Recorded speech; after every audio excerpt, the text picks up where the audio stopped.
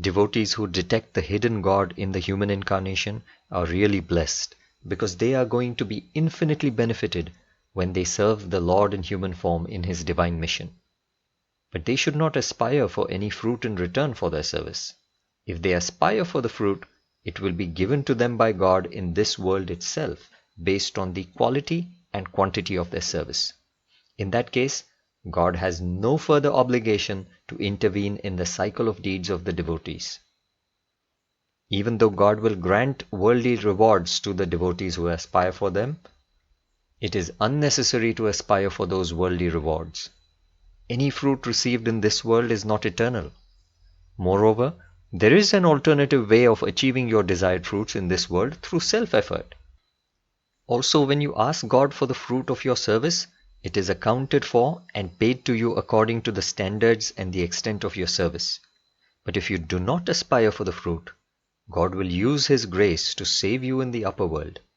In the upper world, you have no other alternative than to depend on God, since your self-effort will not help you there. Moreover, when you never aspire for anything from God, He keeps no accounts and blesses you with an infinite amount of grace. So however badly you are caught up in the cycle of deeds, He rescues you from it. Hence the devotee who serves the Lord without aspiring for anything in return is very fortunate. Jesus told a story of a person who purchased a piece of land by selling all his property, and he found a lot of treasure in the land while cultivating it. He is like the devotee who sacrifices his entire worldly work and wealth for God. Others who refused to purchase that piece of land at that price lost the treasure. They are like the people who mistake the human incarnation to be an ordinary human being. A blind beggar recognized Jesus as God, whereas the priests who were not blind could not recognize Jesus. So Jesus said that the blind see and those who are not blind do not see.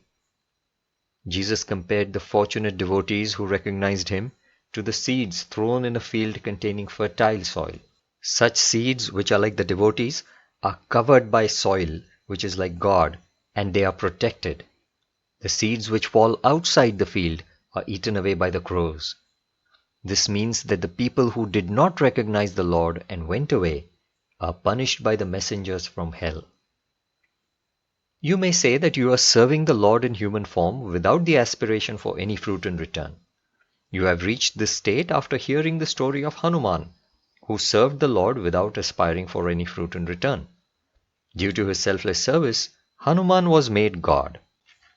Now, your selfless service is based on this story of Hanuman so that you too can become God like Hanuman.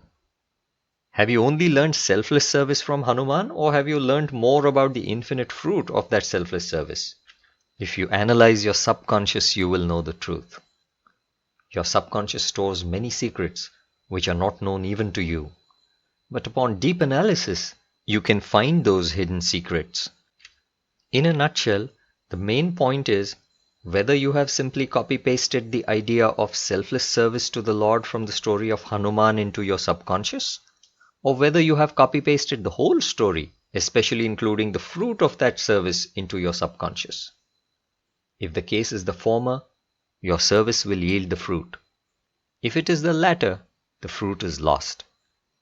In order to avoid this danger of aspiring for the fruit of becoming God, Buddha only adopted the idea of selfless service without any reference to God. When God is not even in the picture, there is no question of aspiring for the highest fruit of becoming God. You will then only adopt the selfless service without any reference to the fruit. In that case, you are sure to get the fruit. Buddha thus asked people to simply eliminate desire, and he kept silent about God. Thus, the desire for the fruit of becoming God can never arise.